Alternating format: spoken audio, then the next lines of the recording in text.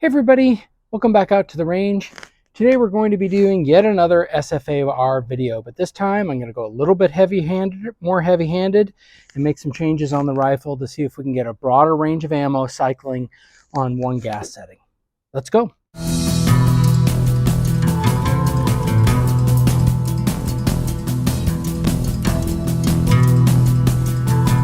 Okay, so let's just talk about what we've done to date so far with this rifle. So I have now installed an Aero Precision gas block. I'm going to cut to some video that I've had, just some questions I had about the gas tube differences. So you see that, seeing how the gas ports line up with it. And then there's also one other thing I want to talk about here at the end of the video and why I think maybe this is a good idea to make this change on the Ruger SFAR or Ruger SFAR, depending on your preference. So let's cut to that now. Okay, I just want to do a little bit of a comparison. I'm working on replacing the gas block that comes with the SFAR or SFAR, depending on what you want to call it. And there's no right or wrong way to do it. But at any rate, the SFAR gas block is over here on the left, and the Aero Precision is over here on the right. What I was particularly concerned about is does the gas port match up? So on this Aero, it's the closer. The gas port's down here. There's another opening up there, but this is the gas port down here, and you can see when you open and shut, that smaller hole in closer to my thumb. The smaller hole is where the adjustable gas area is, and you can see that as you work the gas block. And it's in a very similar position on this, you can't really see it, on the Ruger one. You can barely see it in there as I move it back and forth. You can see the shadow of where it is. You notice that the holes are different, but if you go off of this front, well, it'll be towards the rear, so it'll be towards the chambering of the gun versus this end goes towards the mouth of the barrel, or sorry, the end of the tip of the barrel. So if you index off this first screw, then the ports end up pretty much in the same spot. So that's pretty important, because here is your barrel and that's the gas port. You want to hit into that gas port. And so what I did was I used a jig to add another dimple. You have to add another dimple in order for the new Aero Precision gas block to set screws to appropriately line up. You line the first one up and then you have to just add another one. Another kind of little tip that I would say I had a hard time getting on and off some of these set screws in here, and I did use the Aero Precision gas tube. I thought they were too long. I think there's enough tolerance in the bolt carrier group that little, a couple of millimeters either way, it doesn't really matter. Rifle seems to function fine either way. But as you can tell, you put these set screws in. I had one strip on me that I could not get out. So tool tip for the day was to wrap the tip of my hex key with a rubber glove. And I sat that in, and it had been stripping and there was no way out. So I put it in the rubber glove into that key. I was able to make it turn and it came right out. So tip of the day of how to get a damaged or stripped set screw. Obviously don't make it too bad. If you make it too bad, you'll never get it out, or you have to use other techniques. But that one worked for me today. Okay, so now that you've seen how we've made that change and how the gas block matches up, I think one other important thing, I've just been doing a lot of reading in various forums and various other places for people that have changed out the gas block. One of the reasons that many people actually change out the gas block on the Ruger SFAR is because the one that comes with it often comes in contact with the handguard, which makes having a free-floated barrel kind of pointless and can impact your accuracy of the rifle. So what I've done is I have got this gas block tuned in. I've tuned it all the way down so that there's no gas, brought it all the way up so that it's wide open, and then I've start going down and I've made some adjustments.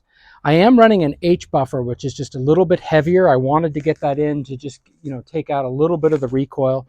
You notice there is a little bit of recoil when I'm going to be shooting today because I have no muzzle brake on it, because I want to be able to access that gas key. That's one of the disadvantages of using this system with the Aero Precision gas block is you don't have the easy access door that comes with the one that's designed with the rifle. So let's get going.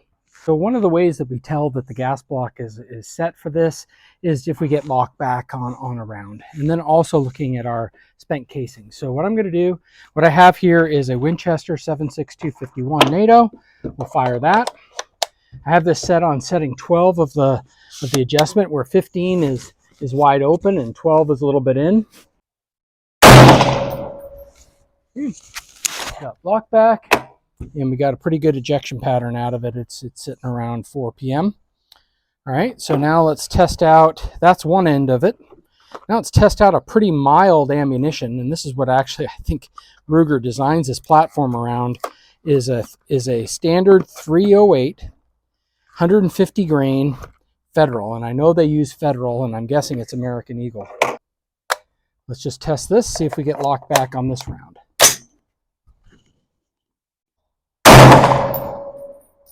Yep, get locked back on it. And it's also at about at that 4 p.m., 3:30 type setting.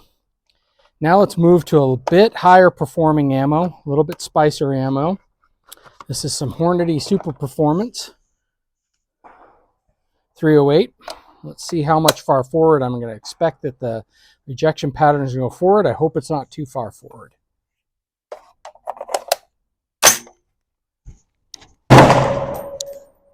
Yeah, not bad. So it's also about at that 4 o'clock position, and so we're sitting right around where I want to be.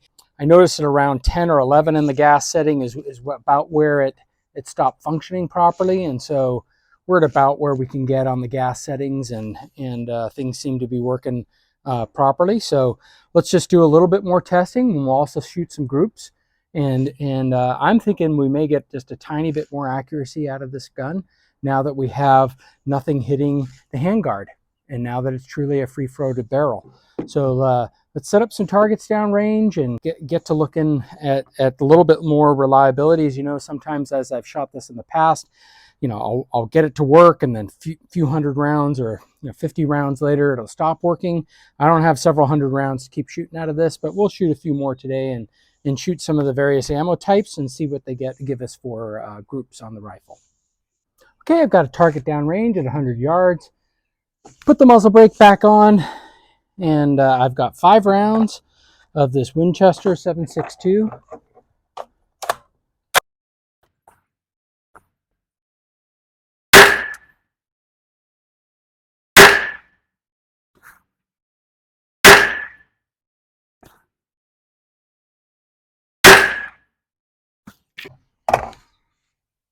Okay, the 7.62 group wasn't great. Let's now try and go for some of this Hornady Super Performance.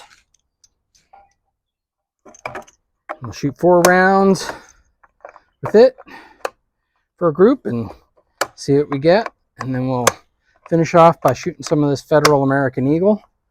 See what this gets. This Hornady Super Performance is 165 grain SST.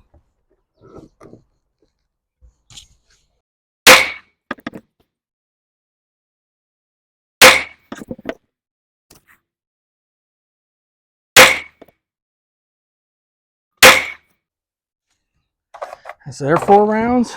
Next, let's do the Federal American Eagle. Just taking different bullet weights, different bullet types, high quality, low quality. Again, it does seem to be all running. It's throwing the ejection in the right direction, so it's all good. As we'd like to see.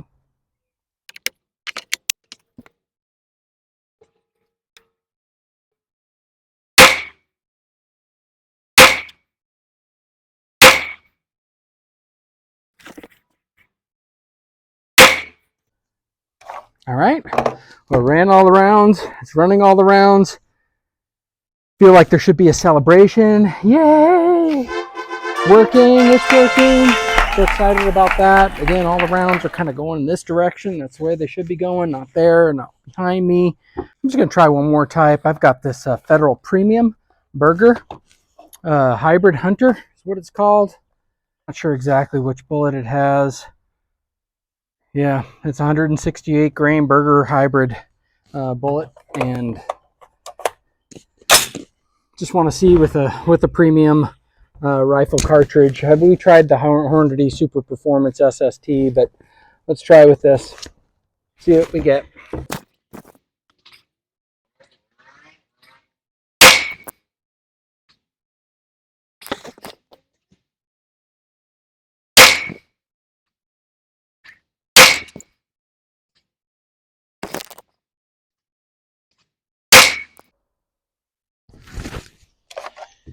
Okay, those burgers seem to do just a little bit better. Let's go down range, take a look though.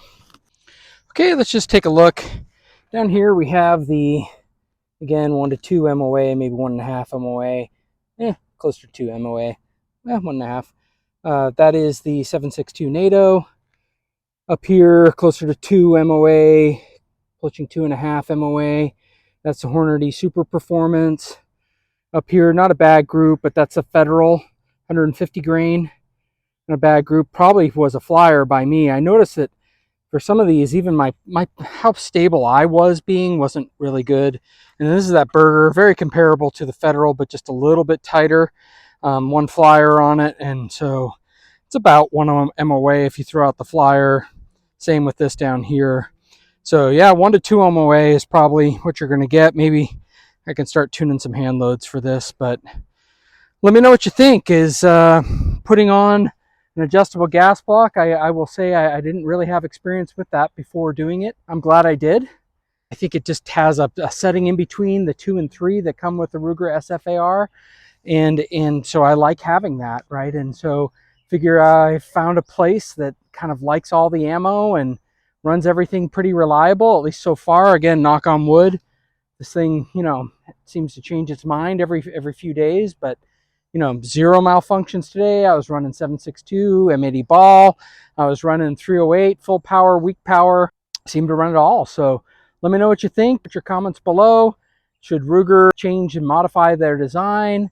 Should we just get over it and only shoot one type of ammo on setting 3 with the Ruger SFAR? Should we be having to do any of these modifications, or is this fine? Because hey, look, in an AR-10 platform, there's a wide spectrum of pressures, very wide spectrum of pressures. When you compare this to 5.56 and 2.23, there's a big change of pressures between these rounds. So let me know what you think. Maybe this is acceptable to you. Let me know what you think about the Ruger SFAR. I love it. Lightweight rifle. Seems to be working now after close to 1,000 rounds in it, and doing various testing and sending back to Ruger, and all of these things. So put your comments below. Please like, share the video if you can. Please subscribe if you haven't already. I'm getting to that critical milestone of 1,000 subscribers, so would appreciate the subscriptions. And yeah, have a great day. Thank you. Bye.